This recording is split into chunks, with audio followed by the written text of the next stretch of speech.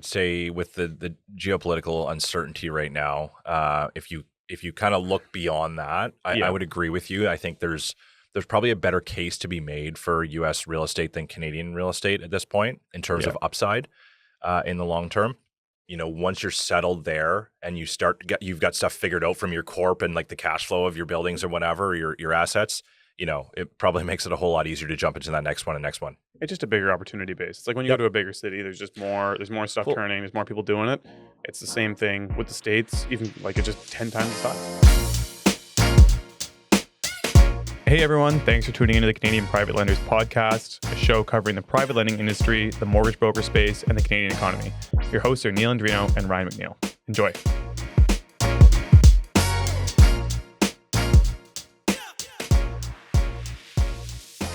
All right, everybody, welcome back. It's episode 69 of the Canadian Private Lenders Podcast with your hosts, Ryan and Neal. Neal, it's absolutely freezing out. Yeah, well, it's actually freezing in. Freezing in, too. Yeah, this is crazy. Late February weather in Nova Scotia, I guess mid-February, but it feels colder this year than it has in the last couple of years, like consistently cold and snowy. Cold and snowy. I love it. Yeah. It's like it actually consistency is like not bad. Yeah. No. Yeah. It just feels like every time I need to drive somewhere far away, I get on the highway and I'm like, my God, it's snowing again. Yeah, it's a mess. But it's nice. We finally get to have a true winter. I was like, for sure. Last year, I don't think we snowed at all. I think no, I don't. Twice? I think you're right, and I think the ski hills are doing okay this year. From what I hear the snow's pretty good. So that's one positive, I guess. But I'm looking forward to the spring. If the heat pump could stop blowing the cold air into our office, that would be great. Yes, sir. Yes, sir. So how are you making out today otherwise? Good. Okay. Ready to get into it. Good stuff. We're going to talk about an interesting one today. We're going to talk about if Canadians can get mortgages in the United States. Yeah. I'm not sure anybody wants to move to the States given the turmoil we're in right now, or maybe they do. I don't know, but we'll get into that. But people hate Trump, man. Holy. Absolutely. It's wild. Yeah, it's like I think I mentioned it before, but it's like literally Canadians are like galvanized, like after the tariff threats, right? Like it's funny because Canada seemed a little bit disjointed for the last couple of years, but you threaten us with tariffs, and we're gonna band together as best we can. And I feel like there's just like a mutual thing that everyone hates Trump so much that this has become like a bonding piece. Absolutely. We'll talk about that in a minute. So speaking of turmoil, Neal, before we get into it, I wanted to hit on this article here from the MPA magazine about the GTA condo market. Yeah. Okay. Buyers are abandoning units worth less than they paid. So we knew this is coming for. That's a good choice of words. Isn't it? Yeah. And this is crazy. Like, we've heard this coming for a long time, people talking about this, but I spoke to some realtors last year about the market, and they're like, "Oh yeah, we're at the bottom of the market. It wasn't the bottom of the market. No, we get a long ways down to it. We're going heavy in terms of where inventory is at for condos in Toronto, and then the pre-construction that started 5 years ago is starting to come to market as well, and people are abandoning them. So how about that? So Toronto, the choice of words is just it's crazy, eh? So check this out here. So Toronto's pre-construction condo market is in crisis. Many buyers who purchased units during the 2020-2021 boom are now walking away from their deposits as appraisals are coming in 10 to 30% lower than what they originally paid. And there was this one buyer that they use as an example in here. He bought a new condo in Leaside, really nice area, and kind of in like the northeast part of Toronto. Mm-hmm. Purchased for $2.2 million. Mm-hmm. He put a 20% deposit down, a cool $439,000. Mm-hmm. And when the unit was completed this year, it appraised for just $1.6 million, a $595,000 financing gap. So instead of covering the shortfall, he abandoned his deposit. He abandoned it. He walked away from $439,000. And the way it was written too is like, oh yeah, I'm making a good financial decision here because I'm only losing $440,000 versus $600,000. It's like, it sounds insane. You know what? This whole thing sounds so psychotic, and it is. It's a lot of money. But it's also like, I bet you that 440,000 he put down really isn't like money that was earned. It was just from some other real estate that he owned and had some massive Well, appreciation. And so, maybe. not to make it feel any better, but this is what happens. And I get this whole, I get the people's distaste where it's like the ones who own Mhm. have all this cash and the ones who don't. Yeah. And so I'm like, again, I sympathize with it and it sucks. But Yeah. I'm also just like, it's funny because all this money is play money for real estate people. Like For sure. It's Yeah. This is just one loss to mark down and not because they have so much money, less but taxes to pay. I always, because I had a pretty big loss event in the last 12 to 18 months. Right. And like, I'm not really upset about it. If I measure it in cool cars I could have bought, I get really upset. But outside of that, I'm not super upset because I'm like, well, I also got extremely lucky and fortunate that there was all this value growth and appreciation in properties. That, like, you can't bank on that. Mhm. So it was kind of a unexpected win. Yeah. So then to go spend some of that investment or some of that win and lose a part of it or all of Right. it, it sucks. Yeah. But it's where I feel less bad. Now maybe I'm Part of the completely game. maybe I'm assuming maybe this guy him and his partner have been working their butt off their whole life to save that 440 grand. They threw that down on a $2.5 million condo. Yeah. But I don't that's know my the guy, assumption. but it didn't seem like it was the end of the world for him based on he was just that was abandoning just it. how the he abandoned it. Yeah. That's just how the article was written. So I'm not Yeah. going to make any assumptions there. But Anyways. so why is this happening? So of course, the Bank of Canada's rate hikes made mortgages much more expensive. And there's also a record high condo supply hitting the market. Nearly 30,000 units were completed in 2024, with more coming this year. Okay. Yep. Investors who were once fueled by the pre-construction boom have pulled back because of rising carrying costs that make rentals less profitable. Okay. So we kind of touched on that already, but Yeah. I mean, I think there's a bunch of different things, but I think the main idea is this idea. Like, we're not short on housing. We're short on housing that can be afforded. And that's what we're seeing right now. Yeah. And I think this idea of this, like, these lofty propped up numbers that we've had for so long, yeah, they just intrinsically didn't make any sense. And so I think you're starting to see that come back down to earth, and everything's so expensive on a day-to-day basis that it's hard for people to afford these. Yep. And then again, there's so much volume now. It's not even like before. I used to be concerned because, like, I don't care if we're short on units. People just can't afford this rent. Yep. Now, not only can people just not afford the rent, there's just not even that many people to rent all the units that are available. for sure. So it's like, Yeah. no matter how you look at it, it's getting forced downwards. Absolutely. I pulled some data together here from wawa.ca, Neil. The average condo price in Toronto now is $670,000 as of January 2025. Way down. Yeah, and if you look at the chart I've got in there, comparing to, it's basically down to where it was in mid 2020. Yeah, man. The we're average we're price, back. right? Like, it peaked at over 800,000 Mm-hmm. That's for huge. average GTA condo price. Like, that is wild, right? And even down a couple points versus last month. So Yeah. down about 1.5 from last month. And of course, transactions are way down too. As you mentioned, there's less buyers in the market, less renters in general. And this is having developers and banks scrambling for solutions as well. So RBC partnered with a developer to offer blanket appraisals at the original purchase price, allowing buyers to secure financing. Not sure that's the best idea, but that's quite interesting. Okay. And still, some buyers aren't comfortable borrowing against the inflated valuation. They don't want negative equity from day one. So that's also leading to some people abandoning their purchases. Yeah, I was to say, I guess, like, for RBC that makes sense because they're basically just trying to get it closed, keep things moving, and then For they're like, well, sure. now the buyers just have to deal with paying this off the next 30 years. Yeah. I guess if you get a AAA buyer, then your odds of having to enforce are low. But still, that's a decision. Yeah, this is what does this mean for the market? I mean, obviously there's a potential for more buyer defaults, which can continue to flood the marketplace with unsold units and undervalued units. Private lenders may see increased demand from investors and homeowners trying to bridge the shortfall. Mhm. That's been going on for the last couple of years. You've been seeing the growth in private mortgages like explode simply because, again, traditional financing cannot make these things work. Yeah. And this like, I want to say we have on here the era of pre-construction condos, but that's basically what it was. And there was like a fallacy that no matter what you did, if you bought one that many years in advance, it was always going to be an upside. Yeah. That's likely change, and you're going to have so many people that are scarred from this experience and this next generation that they're not going to do it, and it might genuinely just change the overall perspective. Because I think every pre-construction unit, everyone was like, oh, I'd love to just get a pre-construction unit in Toronto. For sure. And in 3 to 5 years, I'll get it, and I'll be upside. But now everyone's like, well, maybe not, and it's going to be a lot more difficult. And so this is funny, and this is where it all not funny, but this is where it always goes within then it's going to swing the other way. So then again, in 5 to 7 years, For sure. we'll be in the same boat again. Where Yeah, it's like, but well, nobody wanted to buy pre-con, so then we didn't build pre-con, and now we're short on units again. Yeah. And then maybe there'll be an opportunity at that And point. there'll be another But wave. it's interesting you say that about private lenders as well. I've seen inquiries like this in the past couple of years. People, usually you get brokers asking, will you lend on the appraised value and not the purchase price, right? Yeah. And now it's the opposite way for this particular market, right? Yeah. So trying to lend on the purchase price rather than the appraisal. And we're not going to do that, obviously, in a position where you literally could, put yourself at 100% LTV. You're upside down, right? But we've seen this in the Halifax market, maybe less drastically, but we've done some deals on condos that were, values weren't quite where they were at, and the buyer just needed to close on it and then immediately sell the property, right? Even if it's a slight discount. Yeah. If we had enough of an equity buffer there, we can still put something like that together.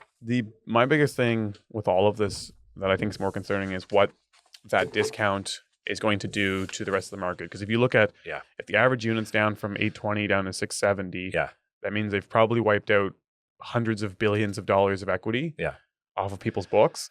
Like the spending that people are going to take place, like everything gets hammered because of this. Yeah. So people before felt a lot richer, so they felt comfortable to spend. Yeah. Everyone's making money.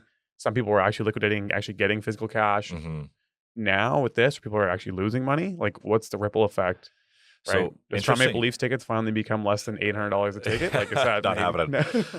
It's interesting you say that. I think that's the first time you brought up the Maple Leafs without me bringing it up, Neil. So that's kind of cool. It's interesting you say that, because I wonder if that's RBC's thinking there in trying to find a solution here, because so that they don't have a run on downward pressure on pricing. If they've got exposure to 40%, or maybe not that high, but even 25% of an entire condo that's pre-construction. And and they assumed it was going to be at 800,000, and if they start selling at 650, they've got a problem there too, because they've already got loans extended on some of them, no doubt. 100%. Right.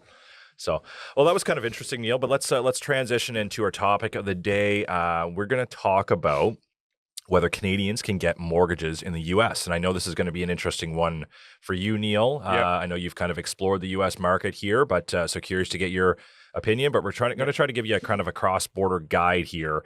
We'll break down how the process works, lender options, financing strategies, and some key challenges. So do you want to kick it off there, Neil? Yeah, for sure. So just to open up with, like, who lends to Canadians in the U.S., I've gone through this process a little bit. I'm not extremely intimate with it. And it's not as simple as just going down there and being like, all right, I'm buying a house 5% down, give me an insured mortgage. Like they have all different programs, different banks. But there are some Canadian banks that operate cross-border. RBC, TD, and BMO all have cross-border banking and are offering programs now for Canadians. But alternative U.S. lenders also work with Canadians and non-residents. But what I've noticed and what you'll see is they typically require larger down payments. They have much stricter documentation rules. They might have lower AMs. But the number one thing I would see is the loan to value. The loan to values that I've been offered is a fair bit lower. Like they'll do like 50%. Okay. Right. Like there's just concerns there. It's even on the commercial side, like they don't just go up to 75%. It's like 65 I've been offered. And that's fairly typical with a lot of countries, but particularly in the States where a lot of people are looking, that's where you'll see that. U.S. mortgage terms are also a little bit different. They will sign like full length, like 10, 15, 30 years terms. And when I say terms, I mean like the fixed rates. You can sign like a 5% for 30 years. Yeah. And that doesn't fluctuate, which, I mean, with what's going on now, I'm like, that sounds great. Yeah. A lot of people say it keeps their market, their mortgage market much more stable there, right? Because there's that predictability. Yeah, exactly. You don't get into this place where there's spikes, whereas, I mean, everyone knows here, it's usually 1 to 5 years. Commercial mortgages, you can get up to 10 years. Yeah. But, and then combined on top of that, or with that same thing, so yeah, you might be doing those terms. As a foreign buyer, you might be facing an additional point on your rate, so you might be paying an extra bit. So they're available. There's more limited options. We'll go further into it, but I mean, right off the hop, my biggest suggestion for anyone, what I've seen, is having an American partner. That's like so valuable. Just gives you so many more banking options. You can get all those things brought back down. Yeah. But yeah, we'll get into some of the requirements here. Yeah, so the mortgage requirements for Canadians purchasing in the U.S. So as Neil mentioned, you have to have a more significant down payment. Okay, so they're typically going to be looking for 20 to 30% for non-residents. It could be as high as 50% depending on the scenario here. Some lenders require a U.S. credit scores, but certain banks will actually accept Canadian credit reports as well. Nice. And of course, they're going to do the income verification here as well. Of course, tax returns, employment letters, and bank statements as needed as well. And it's interesting you mentioned the larger down payment requirements, and I think we might have our notes here. Actually, I'll save it for the next section. I'll jump in there. Go ahead, Neil. Yeah, for sure. And so, I mean, I kind of already alluded to this, but the financing strategies for Canadian buying in the States, obviously, if you don't know anyone there, the first thing you can do is usually work with a bank that operates both in Canada and the States. That helps because if you're already qualified here with TD, I'm sure they can lean on some of their American partners to help get things done, and they can provide some documentation and provide reporting that I would imagine would be helpful in getting your approval and maybe getting some leeway, maybe a slightly smaller down payment, maybe a slightly better rate. Utilizing your own cash out of here. So whether you refinance your property, set up a HELOC, and then pull that equity and bring it down into the US, it sucks because you're going to hit with like 35% discount. So you're like, I got $1 million. You're like, no, you have 650K. Yeah. So just keeping that in mind, that part's no fun. That's why it's nice to start making the money in USD and start playing with that, because that hit just, it's a tragic one. It's a nasty tragic. That's a better way to put it. It is very tragic. I'll just jump in quickly on that one, Neil. So a good buddy of mine lives in Toronto or Mississauga. He owns his property in. He probably bought it around like 2015, I think. And then during COVID, he pulled equity out of it. So his property had appreciated. I don't know what the numbers are. Say 1.25 to 2 million, like a huge appreciation, right? Yep. And he had, I don't know what his mortgage balance was, say 600,000 or something like that. He was able to pull a $650,000 line of credit out on his house. Nice. And rather than go through this mortgage process here, he wanted to buy a property in the States. Yep. Bought an Airbnb in Phoenix for $650,000. Nice. Our dollar was a lot better at the time. Yep. So he's probably laughing right now. Yep. But he just bought it cash. So that was, that's part of the benefit of having lived in Ontario or the GTA in that time frame. And then he was able to leverage that HELOC and buy himself an asset in the States that he can use whenever he wants. So that's pretty kind of cool. I wonder how is it done for him? I think he's done well. Yeah. I haven't Nice. spoken to him about it recently, but I think he's done really well. And, he goes down there with his wife and with his buddies whenever he wants to use a vacation, and just has someone manage it and pays them 20% or whatever to manage the property, and it's completely hands off. Their real estate's so much less inflated, and so the return rates are just so much higher. Yeah. Anyways, the other alternative option, and this is what I think you see a lot of people end up doing, and this is what I've seen in also other countries, is private lending. Yep. There are, again, the States is so big, they have private lenders that not exclusively, but do market towards non-residents. And they've started to provide pretty decent programs in options for purchasing. Again, rates are a fair bit higher. So like the people that I know that have bought down there, the rates are a fair bit higher, but so are the returns. So in some ways it kind of negates itself. I mean, obviously you run a bit more exposure when the capital is more expensive. But if you're making more money, and what I mean by that, again, if you're buying a building that's capped at a 10 cap, but you're paying 7% interest, here you might be able to get the interest rate a point or two lower, but you're not going to be getting a 10 cap. You might be getting a 6 cap. Yeah. Right. So there's still that differential available to make money. So there are options, and I don't know. We'll talk about that at the end of just like, do you think you should do it or not? But. Yeah. So before we wrap up here, I'll just go into some tax and legal considerations for anybody looking to purchase down there. Of course, you got to consider U.S. property taxes and capital gains. So Canadians actually may face U.S. capital gains tax when selling. So another thing to consider and look into. And as far as estate planning goes, owning U.S. property can trigger U.S. estate tax upon death. And holding property through a corp or trust may help with tax planning there as well. So something else to consider if looking to purchase in the U.S. So, Neil, you want to close it up for us here? Yeah, for sure. I mean, we can go quickly over just what the takeaways were. But again, larger down payment, anywhere from 20 to 30% on residential, up to 50% on commercial. Try and work with Canadian banks if you can, because I think you'll have your best opportunity to get probably reasonable capital, like the amount and the cost. Refinancing property here and just taking the cash down is a very strategic way of handling it. Yep. Probably an easy way to get started. Once you start having some cash flow in the States, I'm sure it's a lot, like once you have a year or two of financials of showing money being made in the States, I'm sure it's a lot easier to... You mean property's actually cash flow in the States? Yeah. So there's this thing called cash flow. Yeah. Being agreed? Never heard of it. We don't have it in Canada, but anyway, so if you make some cash flow down there, there's an opportunity, I imagine, to use that. And then keep in mind the tax implications. There is a lot of funkiness, and it's annoying because I've talked to multiple accountants and gotten multiple different opinions. So make sure you have someone that is experienced in doing it. Don't just use the accountant you use now. Use someone who's done cross-border and has been doing it for years to see what actually needs to be done. But I was just going to quickly touch on like whether you think it's a worthwhile thing to be doing. It's funny right now. Everyone's just like, "Oh, we hate the States. We're not the 51st state. I would never go there. I'm never going to Florida ever again." And da da da da. Yeah. I don't know. I mean, I guess I appreciate that Trump's a nut bar, but I don't think that means I just need to hate that country altogether. I think they have a lot of great things that they still offer, and like just, anyways. So outside of all of that, investing in the States, I still think is an extremely interesting prospect. I still see a lot of opportunity there. I love the fact that the real estate's not so extremely inflated. I'm still not convinced that we can just have this infinite inflation concept that we run here with real estate prices. But the thing that's kicking me in the butt right now is just the cost of their dollar compared, or how low our dollar is. Yeah. And then also we don't know what is going on in the world's economy. Like it's so nerve wracking. I think to me, it feels, I